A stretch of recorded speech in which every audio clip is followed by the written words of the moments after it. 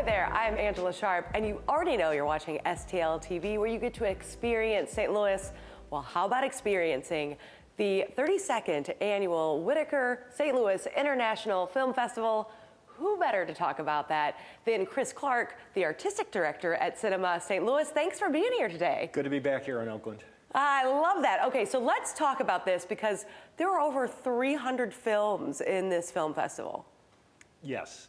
How do you choose? It takes a long time. We start taking submissions in January, and we have squadrons of people who help review the nearly 2,000 submissions we had to winnow it down to this amount. That is crazy. So what can people experience when they come here? Like, we're not in just one niche market. We're like in all sorts of films.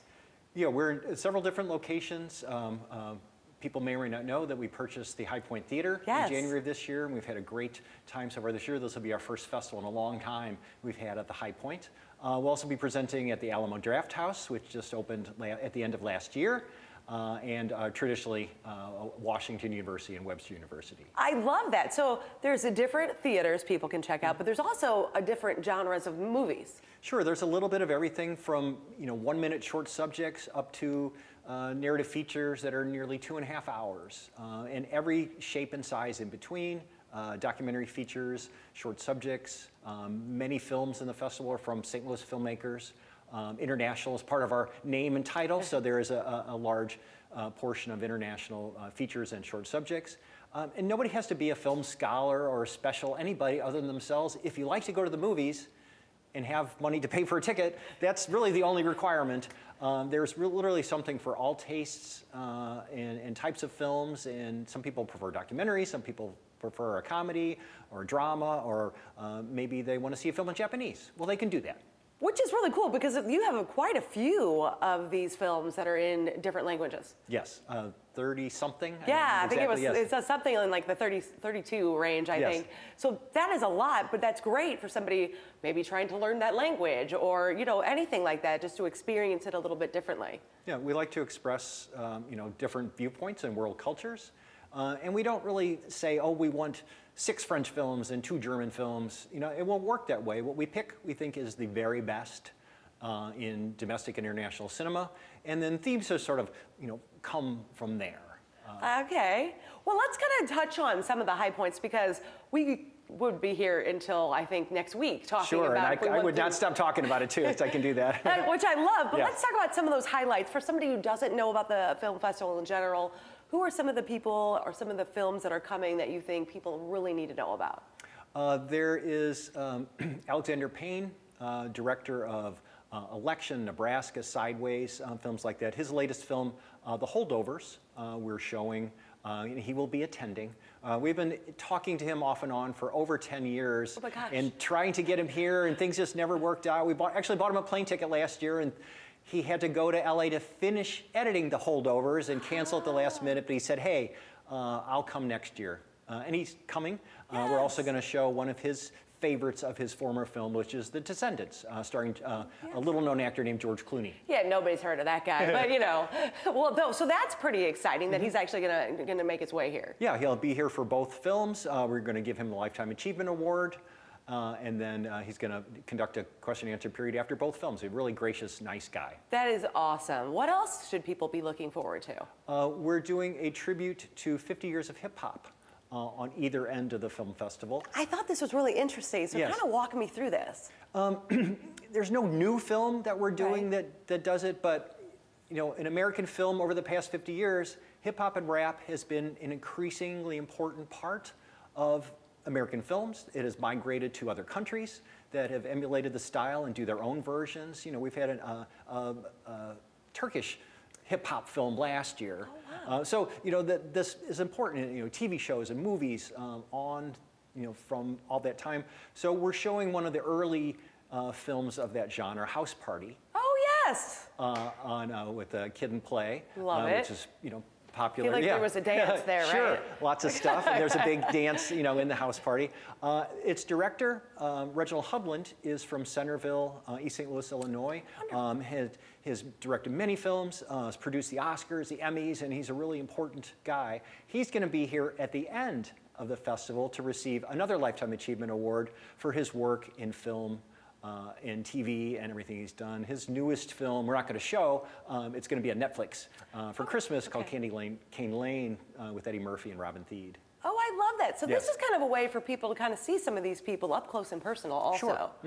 Are there very any personal. other kind of discussions? I know we talked about 2 of them, but is there anybody else coming We'll through? that- have about 80 guests, Oh my local. goodness, I was not expecting you to say a number quite so large. Oh, actually, that's low.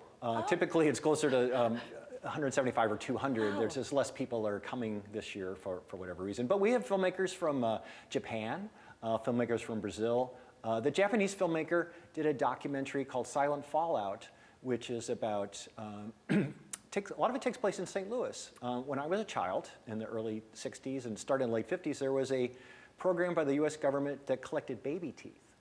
And what they wanted to see was there any strontium, a radioactive element that was in people's bones and teeth, and what better way to do it from a growing infant. So they collected about 350,000 teeth from kids all over the country, particularly St. Louis.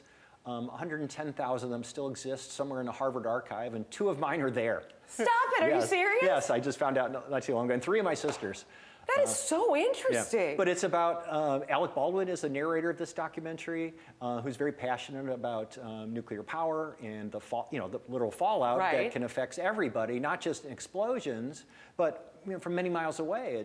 It doesn't just affect where it happens, or here it happens in North County with the landfill up there, but it affects everybody.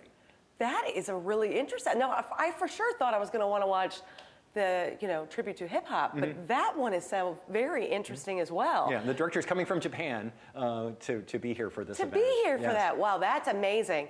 What would you tell somebody who had never been to this film festival? Maybe they're a little bit overwhelmed when they hear how many choices there are, how many different languages. Maybe they're overwhelmed by that. What would you tell them? Well, it's impossible. Even for me, I don't see everything that we're playing because I, work on different sections, and nobody can do it. You could sit there all day, every day, and you're not going to see everything. Pick something that you like, that you're really interested in. Like maybe you want to see that George Clooney movie, or maybe you want to see a film from Japan or Germany, and then read through the descriptions and find something. Just take a chance, randomly on something that you never would have done before. These are opportunities to see these films that a lot of them will never come to St. Louis, Right. and they'll never be on Netflix. We have a film from North Macedonia, and films from Switzerland, and Right. many countries that they're not going to come to the multiplex Yeah. near you, and you're not going to see them very easily on any cable provider. But a chance to learn something about a different culture and seeing a film in a different language requires people to read a little bit. So some people don't like subtitles. Right. So then don't go to those, but try it. It's not that bad. If you watch captions people watch captions on their TV at home now. For sure. Because it's too noisy. Well, if you can read that, you can read it English watching a foreign film. And you mentioned enjoyable. it's not coming to Netflix, but there's also something magical about seeing these movies, especially in a spot like the High Point, which has kind of got all that history of its own. Like that's kind of a cool spot to watch a movie that's not maybe as similar to those huge movie theaters that we have just in everybody's subdivision. And it's always cool to do things before the other kids do. And you say, hey, film comes out 6 months later or something, or never. Hey, I saw that film at the film festival. There you go. It's, badge of honor. I like it. It's a Yeah. great badge of honor. So this is one of those situations where people can kind of decide what they want to go to and what they don't want to go to. So they buy a ticket per film. Ticket per film. Okay. You can buy an all-access pass that you just Oh. kind of walk up to the door and wave your badge, and they'll scan you in. There's 6 passes. Okay.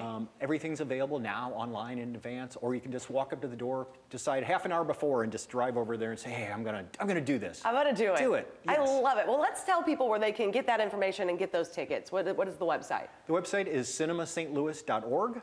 We don't spell it the saint, so cinemastlouis.org.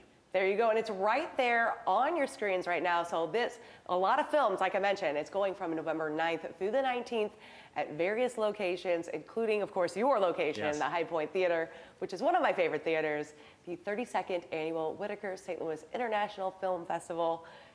Definitely people need to go check it out. I think so too. I think so too. So definitely go check that out, get your tickets, and make sure you follow them, see what's coming up next. And after you follow them, make sure you follow us on all our social media channels. We, of course, want to keep up with you there as well. That's going to do it for this episode, but keep it right here on STL TV and keep experiencing St. Louis. See you next time.